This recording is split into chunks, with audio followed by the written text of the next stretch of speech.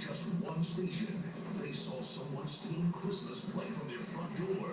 Tonight, a South Florida family gets their holiday wish, and police get their accused Grinch. Well, police say two thieves ruined a family's holiday. But the gifts they're accused of taking may be long gone. 7's Liz Nagy live on the scene in Palmetto Bay to bring us this exclusive. Liz.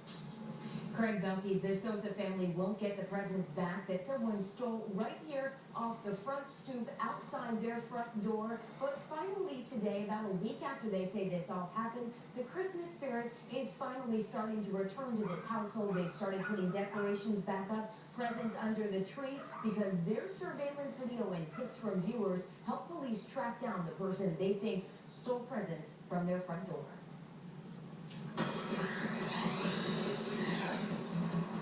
Yeah! Cover your face, bitch.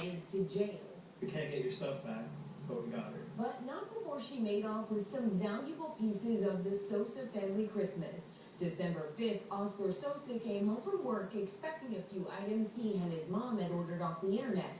But nothing was waiting by the door. That night I checked the shipping and it said it was delivered. I thought there was a problem. The next morning I did the same thing, still said it was delivered.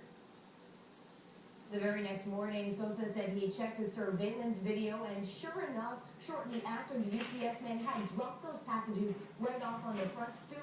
That two people, a man and a woman, swooped in a red Toyota Corolla and in broad daylight took those packages right off their front porch. Police say they have tips and advice from other people who say the exact same thing happened to them. They were finally able to track these